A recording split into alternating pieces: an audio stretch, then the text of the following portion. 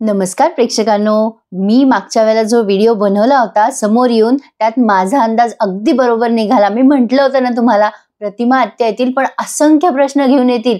पहिले म्हणजे त्या प्रतिमा आत्याच आहे की नाही हे सगळ्यांना डाऊटफुल वाटेल, कारण त्यांची वाचा गेलेली आहे आणि त्यांची स्मरणशक्ती पण गेलेली आहे। पण आता त्यांनी थोडी थोडी गोष्ट पुढे सरकवली आहे, हे मात्र खरं आहे। कालच्या भागाची तर आपण सगळेजण आतुरतेने वाट बघत होतो। फायनली त्यांनी त्या प्रतिमा आत्याला समोर आणलंच। पण सगळ्यात बेस्ट ऍक्टिंग ना प्रेक्षकांनो, काल तुम्ही सगळ्यांनी एपिसोड बघितलाच असेल, मी पण माझ्या चॅनलवर त्याचा रिव्ह्यू देते।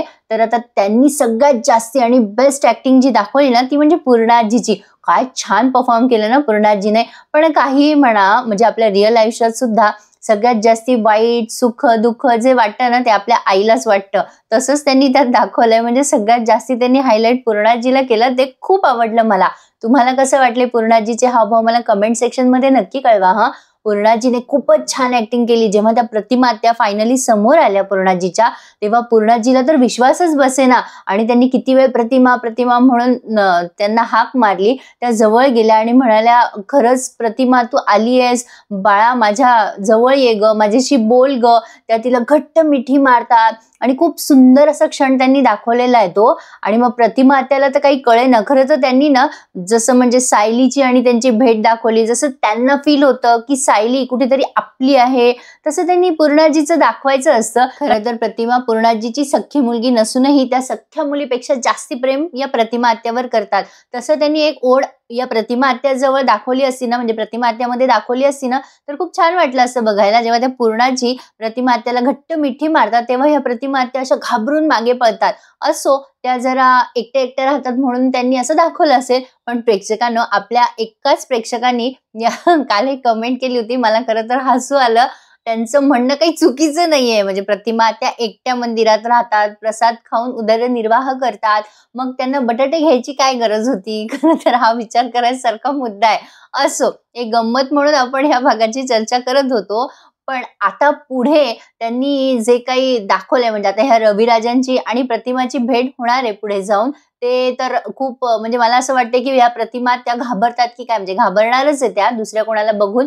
पण ना प्रेक्षकांनो, माझा असा अंदाज आहे की प्रतिमा आत्याला ना त्या महिपतला पाहिल्यावरच त्यांची स्मृती अचानक परत येईल। कारण कालही मी माझ्या व्हिडिओमध्ये हेच सांगितलं होतं की तो महिपत दिसला की त्या पळायला लागतात। त्यामुळे त्यांच्या बाबतीत जो काही अपघात झाला तो त्यांना थोडं थोडं आठवत असेल, त्यामुळे महिपतला पाहिलं की त्यांना त्रास होत असेल।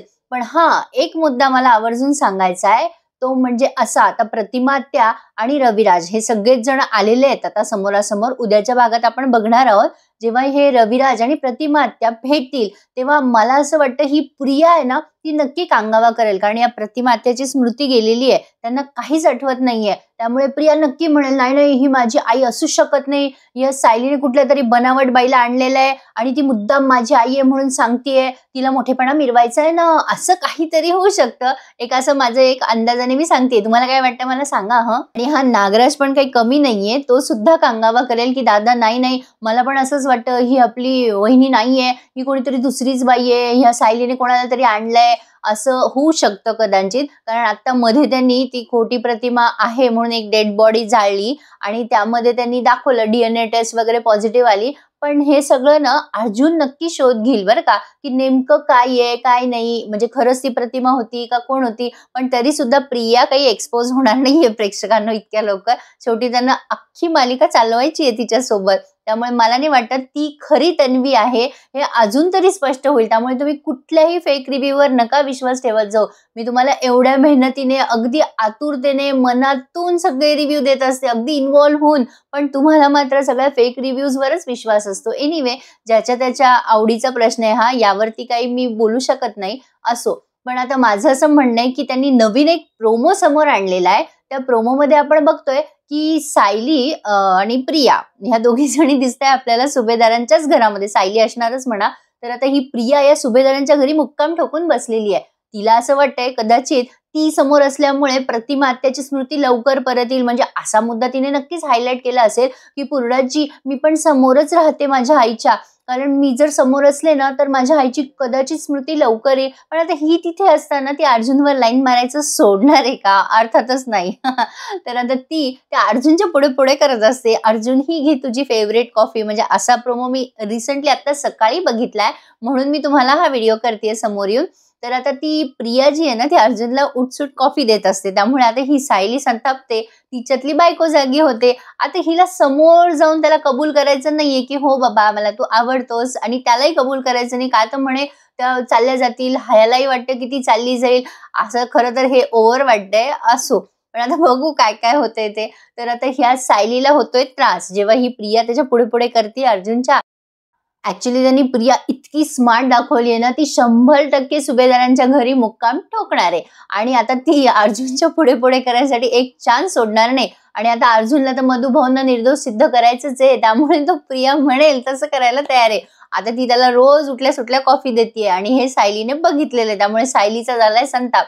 आता ती सायली काय करते, त्याला जेवण खावण काहीच देत नाही. उठलं की हे घ्या तुमची फेवरेट कॉफी, हे घ्या तुमची फेवरेट कॉफी, असं करून त्याला तिने परेशान केलेलं आहे. पण याला काही समजेना बाब्याला की ते का बरं कॉफी देतीये, काय झालं तिला. हा फक्त विचारच करतो, अरे च्छा काय झालं मिसेस सायलीना, अशा का वियर्ड वागतायत ह्या.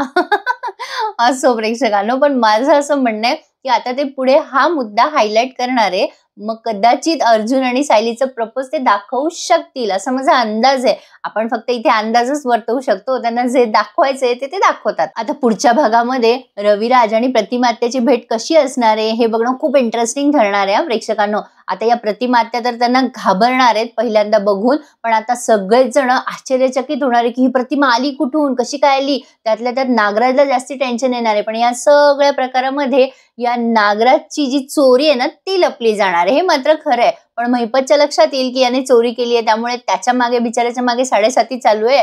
तो त्या DNA टेस्ट मध्ये पण तोच अडकू शकतो, असं असं वाटतंय मला. हा तुम्हाला काय वाटतं मला नक्की कळवा. मी तुम्हाला समोर येऊन रिव्ह्यू देतेय प्रेक्षकांनो, हे तुम्हाला कसं वाटतंय. खरं तर मला खूप छान वाटतं असं समोर येऊन रिव्ह्यू द्यायला, माझं मत मांडायला, तुमचं मत ऐकून घ्यायला. तुमच्या कमेंट्स आल्या ना की मला फार भारी वाटतं, आणि प्रेक्षकांनो खूप भरभरून प्रतिसाद देता तुम्ही, त्याबद्दल खूप खूप तुमचे आभार. Thank you so much. आणि असंच आता लवकरात लवकर माझ्या चॅनलचे 1 लाख सबस्क्रायबर पूर्ण होत हीच ईश्वरचरणी प्रार्थना. मी एवढंच म्हणणं आहे प्रेक्षकांनो की जे मालिकेत दाखवतात त्यावरती तुम्ही विश्वास ठेवा. अपकमिंग ट्विस्ट काय होईल कसा होईल याची चर्चा करायला छान वाटतं, पण असंच होणार आहे असं आपण नाही प्रेडिक्ट करू शकत, शेवटी त्यांच्या मनावर असतं.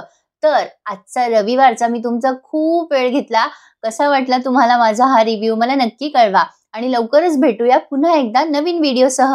तोपर्यंत माझ्या चॅनलला प्लीज सबस्क्राईब करा, आणि हा व्हिडिओ तुम्हाला कसा वाटला मला कमेंट करून कळवा. आणि तुमच्याही काही प्रतिक्रिया असतील या बाबतीत तर मला नक्की सांगा, म्हणजे आपण त्यासुद्धा आपल्या पुढच्या व्हिडिओमध्ये ग्राह्य धरूयात. छान वाटला ना व्हिडिओ, मग एखादा लाईक करून टाका की. लवकरच भेटूया नवीन व्हिडिओ सहित. तोपर्यंत happy weekend to all of you, आणि धन्यवाद.